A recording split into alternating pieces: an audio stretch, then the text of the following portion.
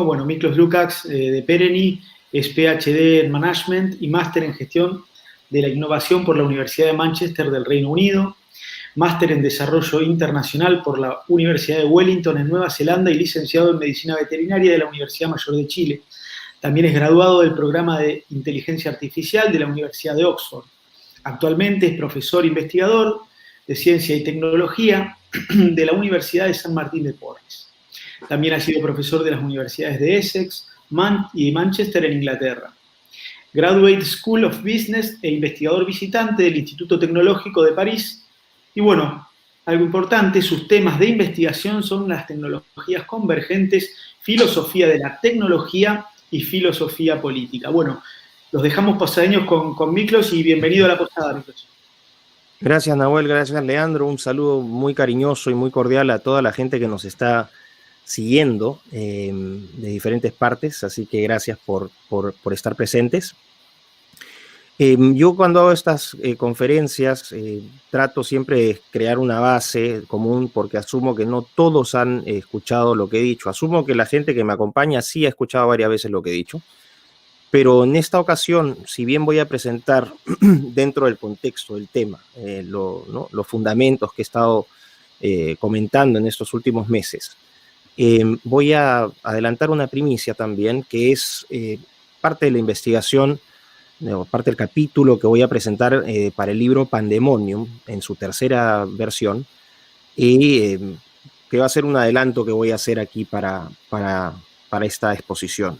Pero con este adelanto, creo, y con esta investigación que he estado realizando estos últimos 2-3 meses, por eso es que habrán notado que no he estado muy activo en redes por una serie de cosas, principalmente esta, tratar de vamos a decir, actualizar un poco los temas, integrar cosas que habían quedado pendientes, ¿no? Y bueno, para que tengan una idea también de la extensión de este proyecto, que es abiertamente un proyecto, donde hay una colusión muy clara en lenguaje de Douglas North y, bueno, estaríamos hablando de coaliciones dominantes, ¿no? En esta teoría de órdenes de acceso abierto y órdenes de acceso limitado. Recomiendo que lean el libro de North, Wallis y Weingast, que se llama Violence and Social Order, o sea, violencia y órdenes sociales. Ahí es un libro muy interesante porque explica cómo se configuran coaliciones de poder o coaliciones dominantes haciendo uso de las instituciones, ¿no? Instituciones económicas e instituciones políticas. Así que ese es más o menos el entramado teórico. Pero pasando a la materia, entonces, claro, hasta hace un año, poco menos de un año, la discusión en la región se centraba sobre temas políticos. Se hablaba de la pugna de derechas e izquierdas, se hablaba del neomarxismo. Los grandes exponentes de esta defensa, o sea, de este tema han sido Agustín Laje y Nico Márquez, que han trabajado no solamente el tema del neomarxismo, sino el feminismo, ¿no? La ideología de género, con un gran impacto. Y ellos cumplieron una función muy importante en ese sentido. Lo que faltaba era darle la gente se preguntaba, pero ¿por qué tenemos personas que se dicen de derecha y que finalmente funcionan como izquierda o terminan diseñando e implementando las políticas de izquierda? Y ahí había que entrar a definir un poco mejor lo que era el progresismo, ¿no? Y esta idea del progresismo como una corriente que une a izquierdistas y derechistas definidos como aquellos que tienen una mayor afinidad por temas de Estado, por intervención estatal y otros por una intervención de mercado, y aquellos que contraponían, por ejemplo, al colectivo sobre el individuo. Eran, vamos a decir, para la discusión pública eso generaba supuestamente estos dos polos, pero en realidad lo que encontrábamos es que había más afinidades que conflictos. Y encontramos que el progresista, y esta fue una definición importante que aporté, el progresista tenía una visión utilitarista del mundo, una visión utilitarista, como dice su nombre, orientada a cuán útil es algo para ese individuo, no para su colectivo, no para su comunidad, sino para ese individuo. Y la orientación de ese utilitarismo hacia el placer, es decir, hacia el utilitarismo hedonista. Entonces veíamos que los progres, independientemente de que fueran de derecha o izquierda, promovían el utilitarismo hedonista. También tenían una concepción materialista de las cosas, es decir, algo era bueno en la medida que era tangible, que podías disfrutarlo, que podrías consumirlo, ¿no? Y ahí entraba muy bien, por ejemplo, esta ideología de derecha, vamos a decir, las concepciones mercadistas, que determinaban, por ejemplo, función de riqueza en cuanto a la acumulación de capital, en la acumulación de bienes. También encontrábamos que los progresistas confluían en este no ateísmo, no agnosticismo, sino en un anticristianismo radical. Y que tenían una visión universal del mundo, es decir, pensaban que sus ideologías, su forma de ver el mundo tenían que ser impuestas a todos, en todas partes y a todos por igual. Entonces ahí encontrábamos por qué existía gente de derecha, supuestamente, que promovía el aborto, la agenda LGBT, la agenda del feminismo, el animalismo y todos estos ismos, ¿no? El medioambientalismo, que es el gran paraguas de todo. Y eso creo que fue una definición importante porque trajo claridad a la discusión y permitió identificar dentro de aquellos que nos consideramos de derecha, no solamente desde una visión de mercado, sino que también rechazamos el totalitarismo colectivista que deshumaniza al ser humano, aquellos elementos que se pintaban de derecha y que en realidad eran funcionales a la agenda vamos a decir, de la progresía zurda como se le entendía. Entonces creo que y aquí obviamente encontramos principalmente a una facción bastante retardataria y bastante vacía, como es este libertarismo objetivista o randiano, ¿no? Con los exponentes que ustedes ya conocen. Así que partiendo de esa idea, partiendo de esa concepción, se generó una claridad. Y el punto era el siguiente. Cuando uno tiene estas visiones, ¿no? Estas perspectivas utilitaristas y materialistas, finalmente estas perspectivas terminan instrumentalizando al ser humano, lo despojan de un componente que es esencial en todo ser humano, que es el componente espiritual. Nosotros somos más que un conjunto de células, nosotros somos más que consumo, sino que somos seres, y esto no es una explicación religiosa o metafísica, sino basada en la evidencia, de que tenemos otro tipo de aspiraciones, tenemos otro tipo de deseos, de sueños, ¿no? Nos diferenciamos precisamente de los animales por esa capacidad de evaluarnos fuera de nosotros mismos, como individuos y como sociedad o como conjunto. ¿Por qué parto con esta idea? Porque el mundo actual, en esta era de cambio tecnológico muy intensivo, ¿no? Lo que estamos viendo es un camino hacia la instrumentalización del ser humano. No es que estas tecnologías que están surgiendo, que ya he discutido a profundidad en otros videos, ¿no? Y que voy a reseñar brevemente: la inteligencia artificial, la biotecnología, la nanotecnología, la robótica, la computación cuántica, la impresión en 3D, la ciencia de materiales, la gestión de data, blockchain, etc. Todas estas tecnologías se nos presentan como la panacea, ¿no? La panacea y el camino hacia la libertad total, la emancipación total del hombre. ¿La emancipación de qué? Entre otras cosas, de aquellas creencias que estos utilitaristas hedonistas consideran cuentos o mitos o leyendas o incluso fantasías, ¿no? Que es la creencia, por ejemplo, en un ser divino, la creencia en Dios, etc. El punto es que somos más que, como les decía, somos más que un conjunto de células que consume, y esta visión instrumentalista del ser humano hace que nosotros, los seres humanos, nos estemos adaptando a la tecnología y no que la tecnología esté sirviéndonos a nosotros. Esto es muy importante. Aquí entra también otro aspecto muy, muy importante, que es el caso del aborto, ¿no? Que decían que también, bueno, aquí tenemos grandes exponentes, Lupe Batallán, por ejemplo, ¿no? Que yo personalmente la admiro mucho. Un saludo a Lupe si llega a ver esto también. En el tema del aborto, ¿por qué es tan importante? Es el primer derecho. Y este primer derecho, cuando es pasado por encima, cuando es suprimido, abre la puerta para que este utilitarismo hedonista, este materialismo, este relativismo, entren con toda la fuerza y que no tengan ningún tipo de contención. Porque significa esta transición del ser humano desde un sujeto de derechos hacia un objeto. Nuevamente, la objetivización, la instrumentalización, la cosificación de la persona. Cuando uno rompe esa base, lo que está haciendo es demoler los cimientos de la civilización occidental, la civilización que conocemos. Y estos problemas inducidos, ¿no? El problema inducido del medio ambiente, de la crisis climática, estamos hablando de la crisis inducida del racismo, ¿no? Ahora descubrieron que todos somos racistas y que hay una pandemia, así como hay una pandemia de virus, hay una pandemia de racismo y hay una pandemia de homofobia. Y cuando uno empieza a ver la realidad, se da cuenta que eso no tiene un correlato con esa realidad. Y uno dice, bueno, esto tiene que venir de alguna parte, esto es una realidad paralela, es una realidad que parte de una narrativa política, es decir, la instrumentalización del lenguaje para crear realidades inexistentes. Y en ese contexto, ¿no?, entra también la desinformación deliberada de los gobiernos, la desinformación deliberada de los medios de prensa, de las universidades que se han convertido en centros de recepción de fondos de organizaciones filantrópicas con claras agendas políticas, que son las dueñas de estas tecnologías, o son las que estos gigantes que desarrollan estas tecnologías, y que son tecnologías que no tienen un fin social, no tienen un fin público, sino que abiertamente un fin comercial.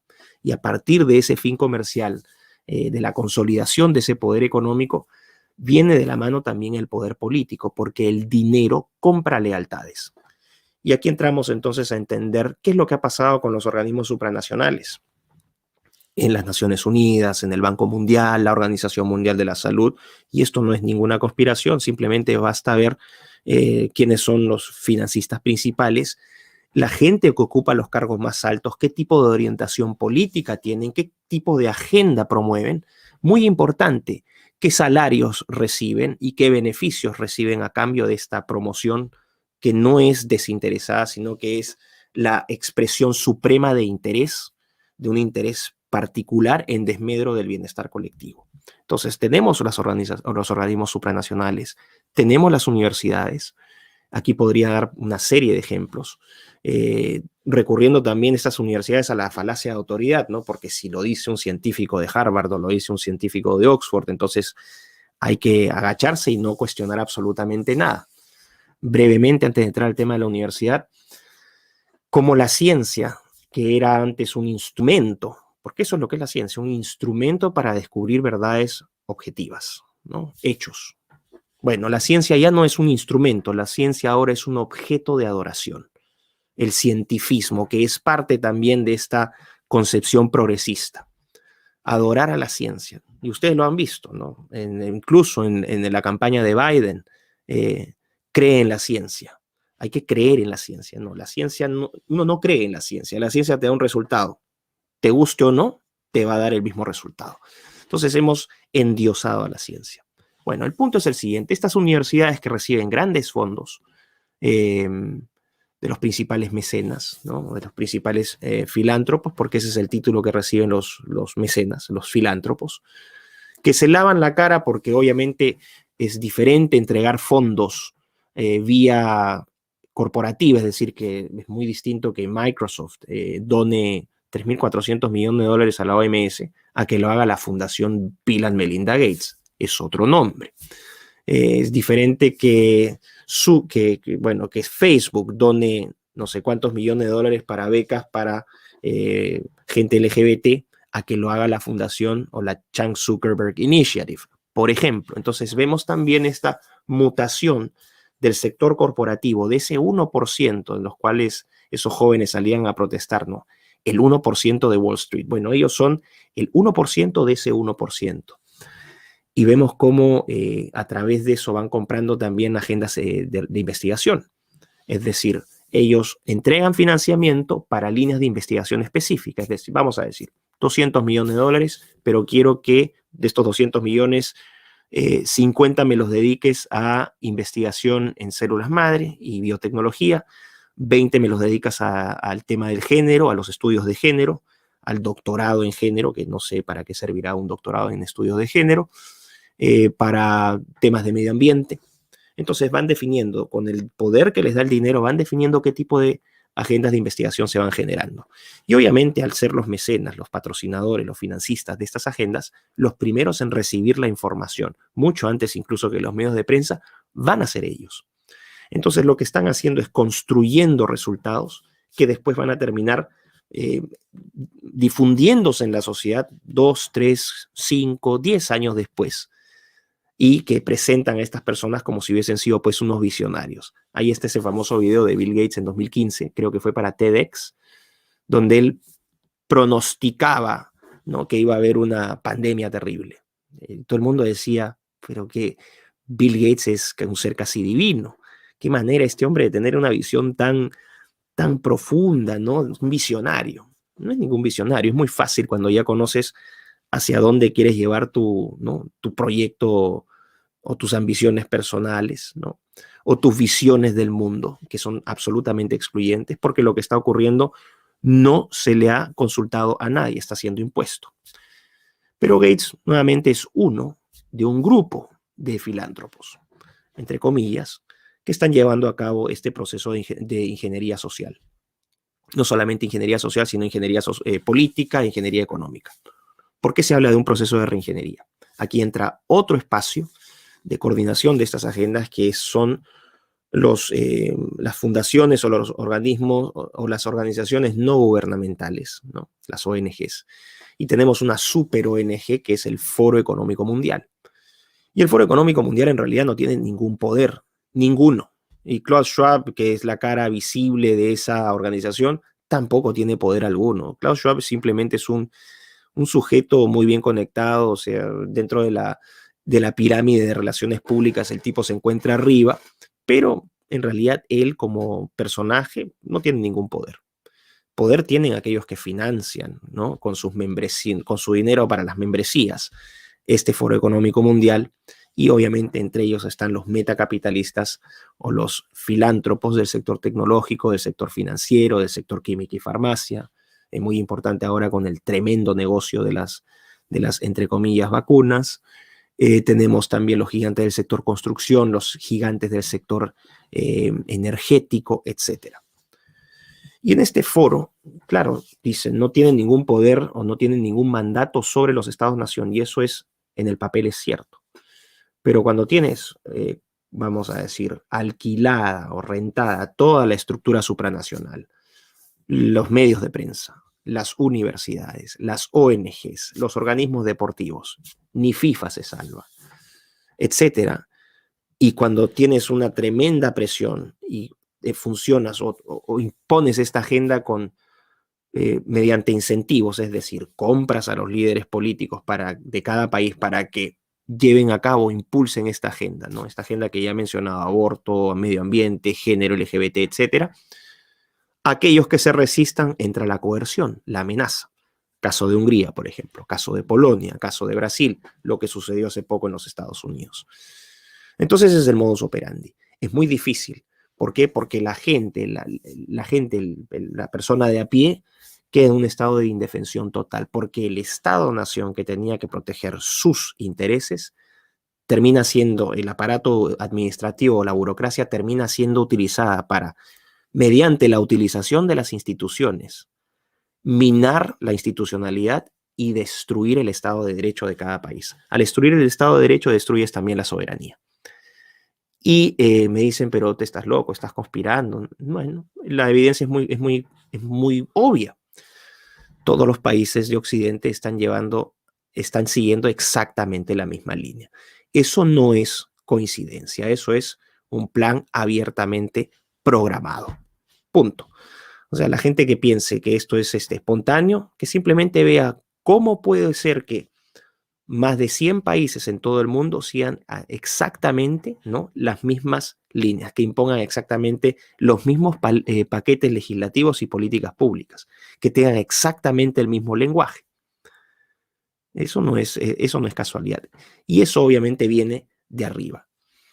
Y la estructura es muy fácil, o sea, ¿cuál es el señuelo? Lo que hay que seguir es la ruta del dinero, siempre ha sido lo mismo. El hombre, se habla mucho de que vivimos en una época de progreso tecnológico y los progresistas nos quieren hacer creer que también tenemos que progresar moralmente y que el hombre puede progresar moralmente. Pero cuando vemos estas cosas, cuando vemos cómo la ambición y la vanidad de gente sin escrúpulos que es capaz de vender a su gente, a su país, ¿no?, por unas cuantas monedas, nos estamos dando cuenta que esa gente sigue siendo igual de perversa, igual de corrupta que como lo fueron, por ejemplo, no sé, personajes en la historia, el mismo Judas.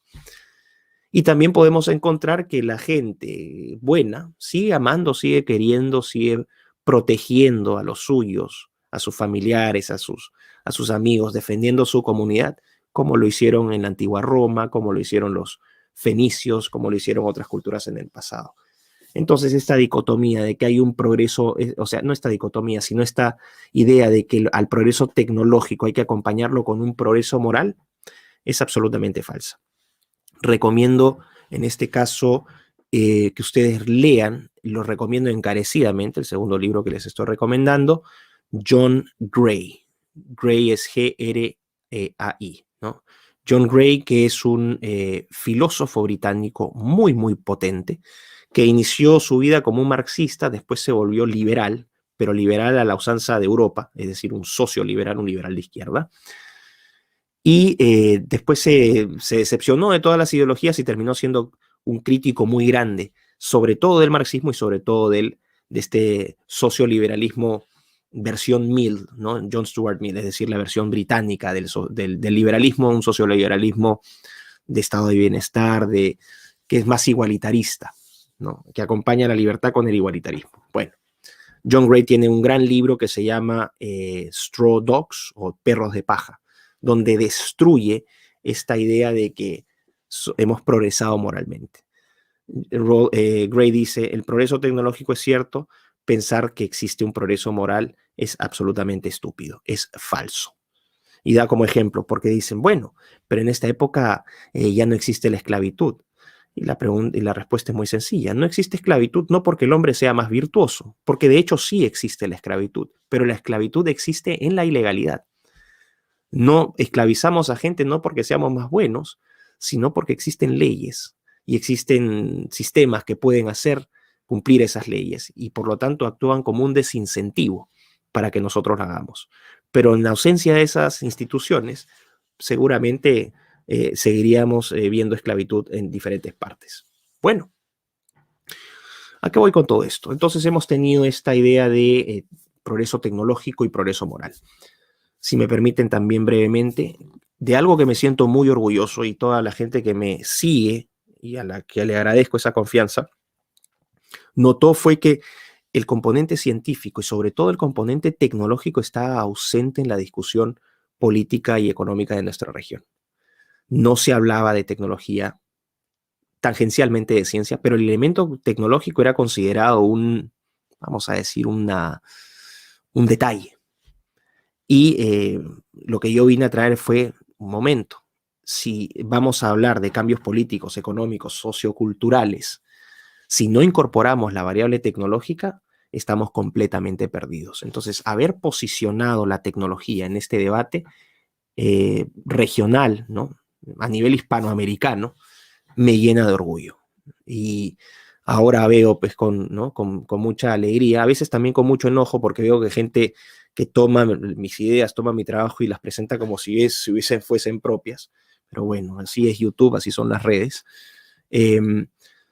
Como ahora ya se está hablando de inteligencia artificial, de estados de vigilancia, de la tecnología china, se está hablando de la biotecnología, se está hablando mucho del transhumanismo, que no es un tema que yo estudié, que no fui el pionero, pero mi contribución fue integrarlo, no como un tema aislado, sino que integrarlo a lo que estaba ocurriendo en el mundo. Eso sí fue un aporte que hice, del cual me siento muy orgulloso.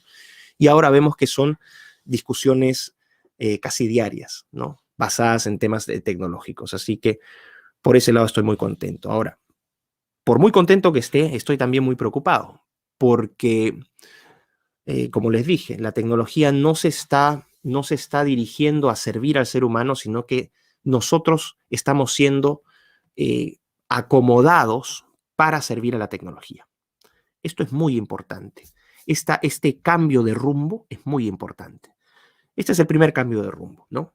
Esta inversión de esta idea. El segundo cambio muy importante es, que ya lo mencioné, el cambio del ser humano de sujeto de derechos a objeto, o es otra idea fuerza que hay que tener en la cabeza para entender lo que está ocurriendo.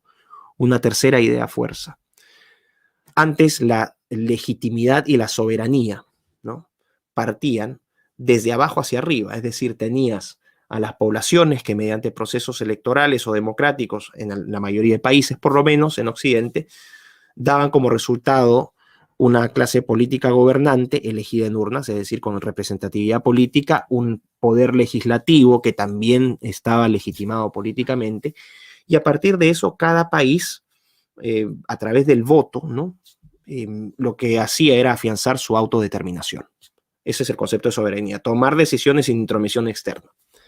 Y el conjunto de naciones soberanas lo que hacían era darle legitimidad al sistema de organismos supranacionales. Naciones Unidas, con todas sus agencias, Banco Mundial, Banco Interamericano de Desarrollo, etc. Y es entonces así como el concierto de naciones se legitimaba desde abajo hacia arriba. Ahora es otra cosa, esta es otra idea de fuerza. Ahora tienes a los, entre comillas, filántropos, que a través de su poder económico han privatizado el poder político, es decir, han alquilado políticos, han comprado políticos. Ojo, no estoy diciendo que haya sido ilegal, pero no es ilegal, pero profundamente inmoral cuando donas 100 millones de dólares a uno y no le das nada al otro. Cuando pones en la prensa, que supuestamente es privada, a gente completamente alineada a una sola tendencia para que repitan una y otra vez durante todos los días el mismo discurso contra uno, celebrando al otro. Es profundamente ilegal, inmoral utilizar estos medios para contar medias verdades o contar una sola parte. Es profundamente inmoral censurar. Y lo que hemos visto entonces es que a partir de estos filántropos que privatizaron el poder político, este poder político de los organismos supranacionales empezó a someter la soberanía de los Estados-nación con estos políticos rentados o prestados en cada país, de derecha o de izquierda. Hayan visto el caso de Macri en Argentina, muy claro. Piñera en Chile, decían que era de derecha. Bueno, no, era progre. ¿Por qué? Porque no solamente era el tema económico y el tema político, el tema de libertad, el tema de justicia, no. En lo esencial, cientifistas, utilitaristas, materialistas, universalistas y relativistas. Eso es lo que teníamos. Entonces terminaban aplicando las mismas agendas. Entonces esta clase política que invertía el poder desde el Estado para suprimir los derechos y las libertades individuales, que hoy en este periodo se está viendo con muchísima claridad. Quien no sea capaz de ver esto o es profundamente limitado intelectualmente, o la otra opción, que creo que es la más probable, es que gente que se beneficia del status quo. Uno no puede avalar lo que está ocurriendo a menos que no reciba un beneficio, un gran beneficio, ¿no? Por avalar lo que hoy está ocurriendo, que es la destrucción completa de nuestras libertades. Cada vez más encerrados, que con menos oportunidades, vemos cómo la economía está siendo completamente pulverizada, esta falsa dicotomía salud-economía, que nunca debió darse, que sigue siendo impulsada, el silencio cobarde de las Fuerzas Armadas de los países, el silencio cobarde, ¿no?, de las Fuerzas Armadas de todos estos países, donde no puedo decir algo, no puedo probarlo, pero supongo, sospecho, ¿no?, me parece que estas altas esferas de las Fuerzas Armadas de los diferentes países habrían sido, vamos a ponerlo en condicional para evitar problemas, habrían sido tentadas por el poder, ¿no?, por los beneficios o los incentivos de esta cadena de poder y de flujo de dinero que ya les he explicado. Entonces ahí lo que tenemos ahora es un estado de completa indefensión. Pero es una indefensión parcial, porque igual seguimos teniendo la capacidad de responder. Nos tendríamos que organizar. Y ya eso ya está ocurriendo en varios países. De hecho, por ejemplo, cuando uno ve marchas de protesta que no son difundidas, por ejemplo, en los medios de prensa, no son difundidas por los gobiernos, o sea, las que son contra la agenda, contra la imposición de estas políticas liberticidas, completamente censuradas, pero existen y se filtran. Bueno, esa es una forma donde la ciudadanía está expresando un rechazo y está ejerciendo una acción política muy clara contra estas imposiciones. Ahora, podría repetir, ¿no?, más cosas, podría hablar de las tecnologías, pero bueno, ustedes asumo que ya han visto mis videos. Aquellos que no los han visto, los invito a mi canal, que tiene mi nombre, y si mis amigos del Centro de Estudios Leonardo Castellani me permiten hacer mi pequeña publicidad para que vayan a mi canal y vean los videos que he publicado sobre el tema. Ahora quiero ir, y con esto ya para ir cerrando, adelantarles lo que viene para el libro Pandemonium 3, que ya va a salir la próxima semana, donde hay un conjunto de autores que ustedes quieren, que ustedes conocen. Yo estoy haciendo un nuevo aporte a ese libro y quiero adelantar algo sobre el capítulo que yo estoy escribiendo. Cuando publiqué ese capítulo, ¿no? ¿Cómo se llamaba? La moral de los algoritmos. Bueno, hasta eso tengo ahora Alzheimer, ¿no? La moral del algoritmo creo que se llamaba. Bueno, la tiranía de los algoritmos, perdón. La tiranía de los algoritmos. Cuando publiqué ese artículo con Pandemonium, tuvo una muy, muy buena recepción y generó una gran discusión pública, porque finalmente la gente entendió que todas estas operaciones o todas estas supuestas afinidades entre estos filántropos y el Partido Comunista Chino, que compartían también esta visión de supremacía tecnológica, que eran dueños de esas tecnologías, que tenían la capacidad para desarrollarlas, que tenían un desprecio completo por la democracia, ¿no? Si uno compara el Partido Comunista Chino con las actitudes, por ejemplo, de Twitter, de plataformas como Facebook, que censuran regularmente, uno va a darse cuenta que sí, no está sobre la base de la evidencia, uno puede hacer esa comparación.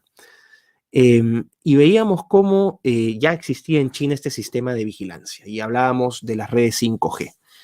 Alrededor de las redes 5G se generó una serie de especulaciones, muy dañinas, por cierto. Empezaron a difundirse estas ideas de que las redes 5G esparcían o difundían con mayor fuerza el virus, el COVID, y eso no era cierto. Entonces ahí cuando nuestros críticos, ¿no? Nuestros enemigos decían, miren cómo estos conspiranoicos están hablando tonterías, eso era una tontería. Entonces, la gente, quizás por esta necesidad o este afán de encontrar explicaciones ante la incertidumbre, porque es un impulso muy humano, ¿no? Frente a una situación de incertidumbre, de desconocimiento, siempre tratamos de encontrar respuestas, pero a veces las respuestas que encontramos no son las correctas.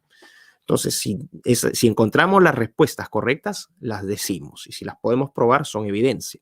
Si no las podemos probar, podemos inferir o sugerir o asumir, ¿no? Siempre hay que ser muy claro con el lenguaje que uno utiliza para evitar precisamente estas críticas. Bueno, el punto es que las redes 5G eran esenciales para sostener sistemas de control y vigilancia mediante sistemas de inteligencia artificial y monitoreo de cámaras, como hoy existe en el Partido Comunista Chino.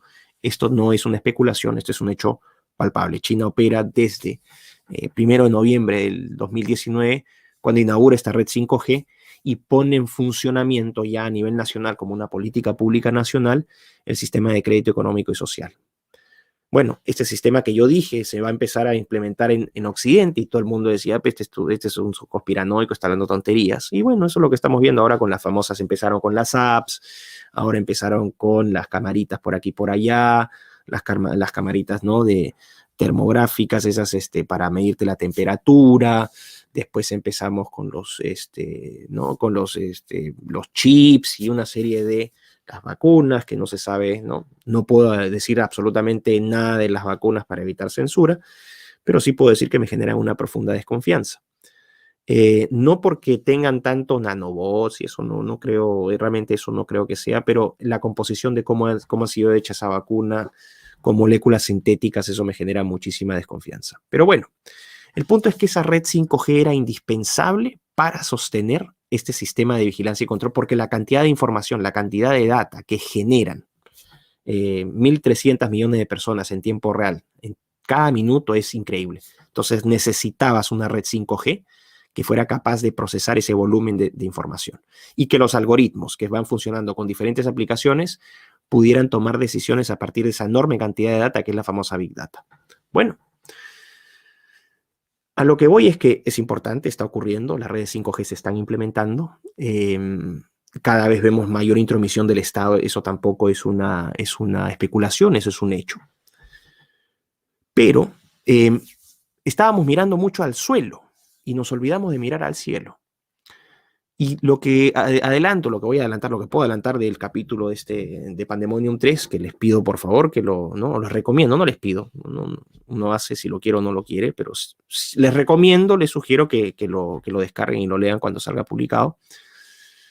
Empecé a tomar atención al tema de los satélites y vengo trabajando este tema hace más o menos un par de meses.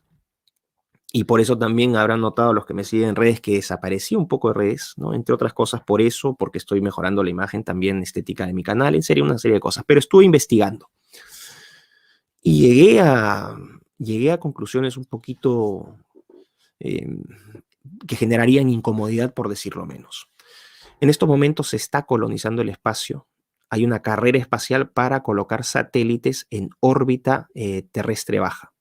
Órbita terrestre baja significa colocar satélites entre los 180 y los 2000 kilómetros de altura, ¿ok? Y en ese espacio, estos satélites empiezan a orbitar y la idea que se está vendiendo es que estos satélites van a emitir señales de internet de alta, o sea, van a transmitir un internet de alta velocidad. Y todo el mundo está celebrando y dice, pero qué fantástico, ¿no? Finalmente vamos a ahorrarnos los cables, ¿no? Además, el internet satelital también es 40% más rápido que la transmisión de internet vía fibra óptica, entonces va a tener una serie de cosas. La gente dice, uy, voy a poder ver mis videos de Netflix sin ningún tipo de lag o sin ningún tipo de latencia. Mis juegos voy a poder jugar sin que se me pare la computadora. Y ese es el tipo de prioridades, ¿no? Ese es el tipo de escenario que se plantean sobre todo los más incautos. El problema es cuando uno empieza a ver los números. ¿Qué empresas están involucradas en esto? Si la Guerra Fría, ¿no?, se caracterizó también por una carrera espacial, esa carrera espacial del siglo pasado fue protagonizada por dos grandes superpotencias, la Unión Soviética o la ex Unión Soviética y los Estados Unidos.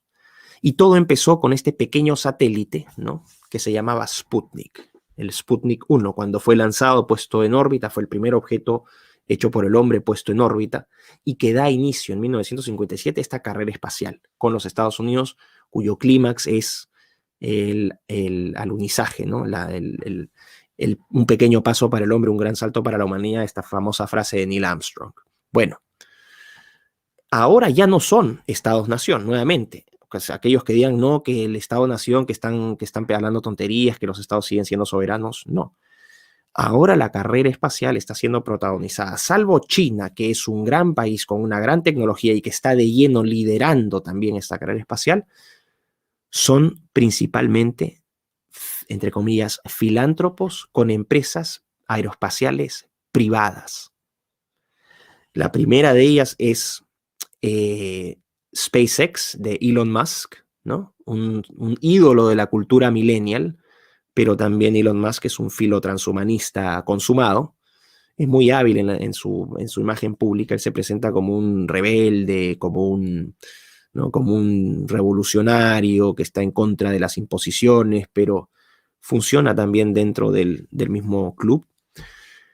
Y con SpaceX, que ya ha lanzado una serie de satélites. Su constelación, porque así, eso es lo que quieren decir, ¿no? Su constelación, ¿cuántos satélites van a poner? Antes de decirles eso, entonces, tenemos a Elon Musk, que llegó a ser el hombre más rico del mundo, ahora está en segundo lugar, con 175 mil millones de dólares. Esta fortuna de 175 mil millones de dólares, ojo, es comparable, para que tengan una idea y para que pongan en perspectiva. Esta fortuna de Elon Musk es comparable al PBI de los 50 países más pobres del mundo. Un solo individuo. Jeff Bezos tiene más dinero aún, por lo menos en este momento, o más, vamos a decir, más riqueza, vamos a ponerlo en esos términos, más riqueza. Y más o menos anda por los 193 mil millones de dólares. 193 mil millones de dólares, que es el PBI de Nueva Zelanda. Un solo individuo. Si combinamos la riqueza de Musk con la riqueza de Bezos, tenemos el PBI de Argentina. Póngase a pensar, dos individuos que sean combinados tienen la riqueza de un país completo como Argentina. Bueno, entonces les decía, Elon Musk tiene a SpaceX y Jeff Bezos tiene a Blue Origin. y los chinos están trabajando su programa aeroespacial. Hay otras empresas más chiquitas que están interviniendo en esta competencia, en esta carrera por colocar satélites en órbita terrestre baja, como les dije, para darnos internet de alta velocidad.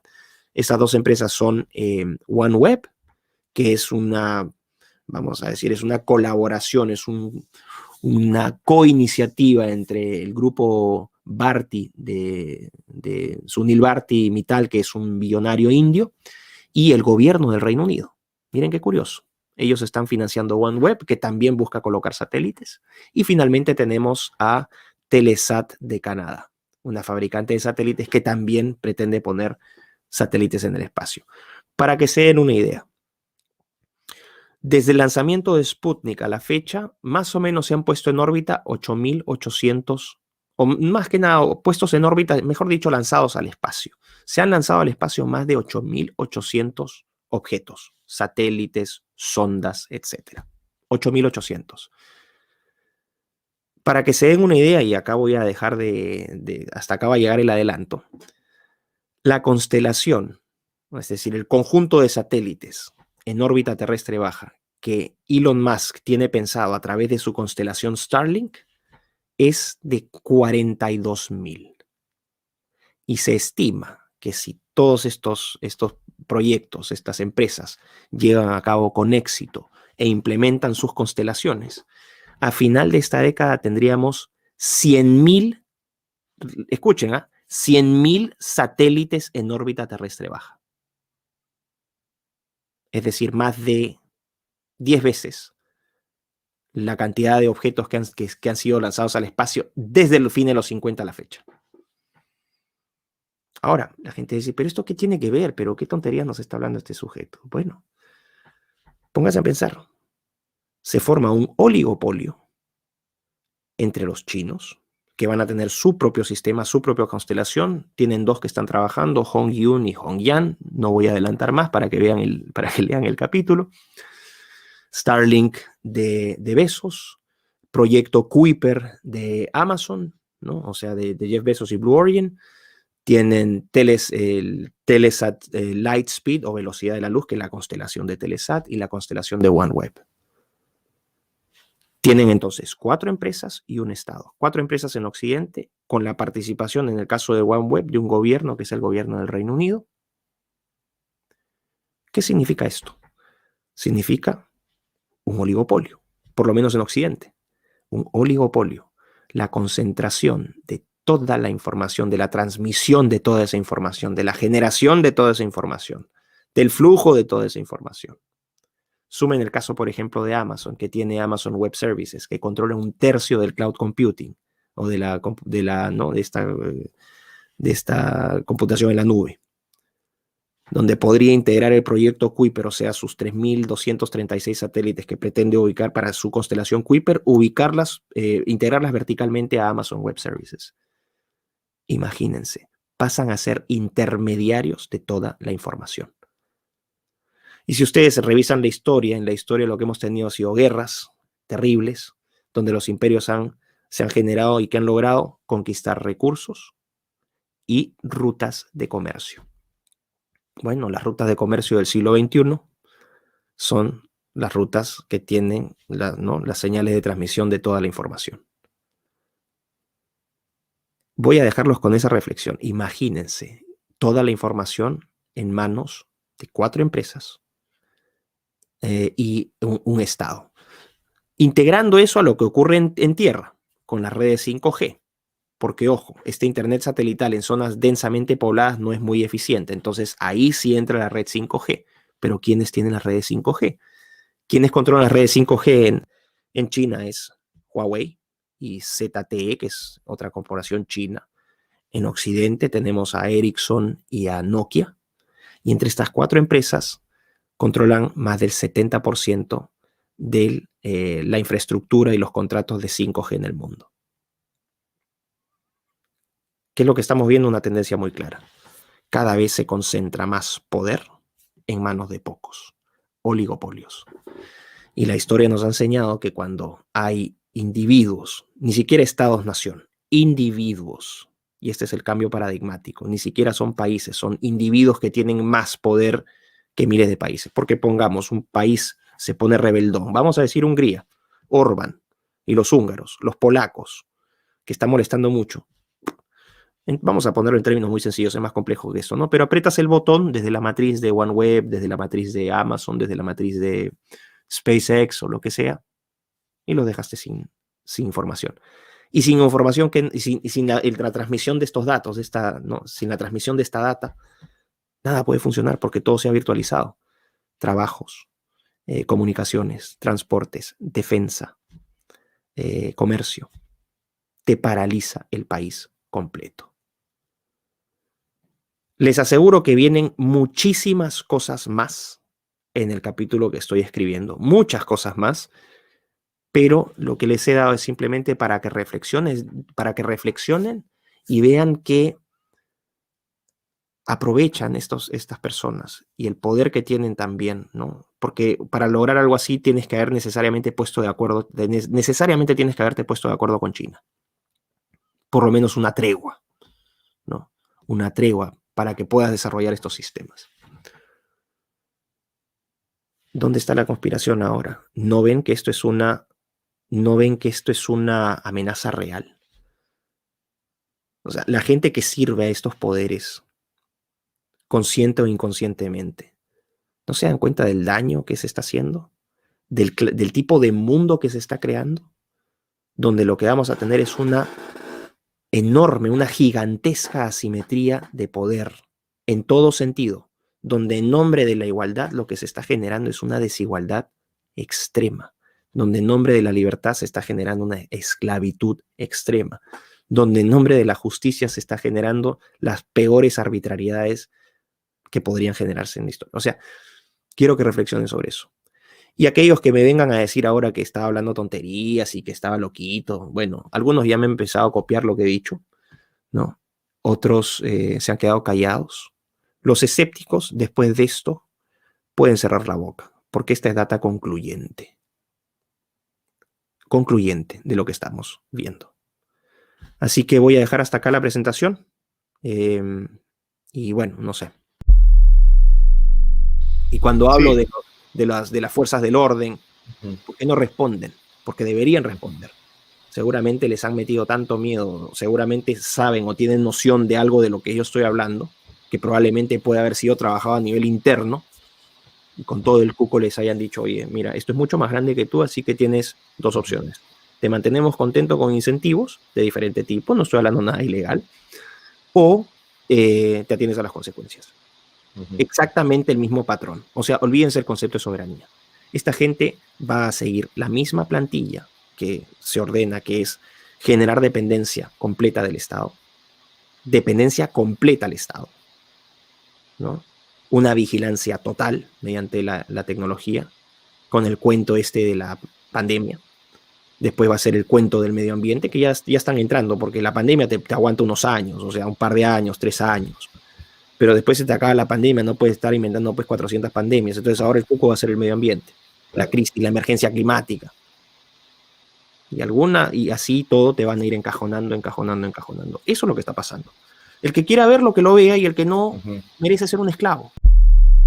Siempre digo, oye, no que eres un conspiranoico, ¿sabes qué? Mereces ser un esclavo.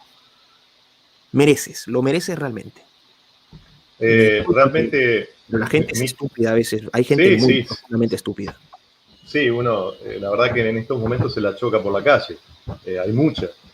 Hoy verdaderamente se aplica esto de que no hay peor ciego que el que no quiere ver, porque está a la vista. Quienes hace muchos años estamos en estos temas, sufrimos esto de ser catalogados como conspiranoicos, como vos decías, ¿no? Y hoy se han sacado la careta. Se han sacado la careta.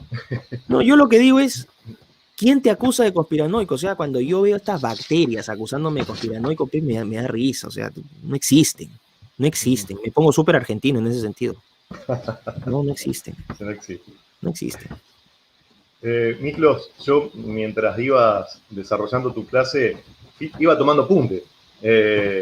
Y algunas cositas que me quedaron que quisiera que tal vez, como para ir redondeando, vos arrancaste diciendo que esta gente del globalismo, ¿no?, es profundamente anticristiano. Hay un anticristianismo radical, ¿no?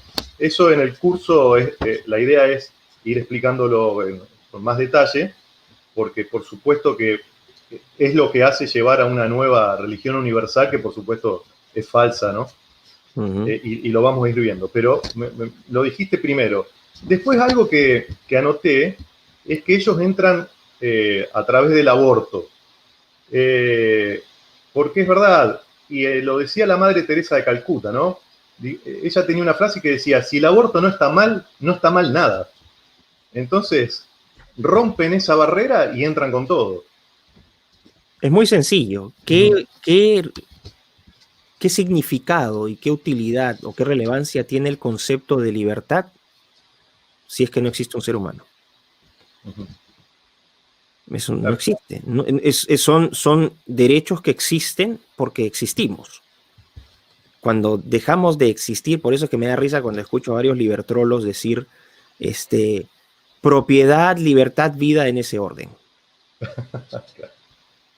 No, es como que... Sí, o sea, ahora... dejen de estafar a la gente. Sin vida no hay nada, muchachos. Punto. Sí. Pero aparte son, a ver, eso que vos decís, son horrores que en la primaria un chico de séptimo grado se da cuenta solo.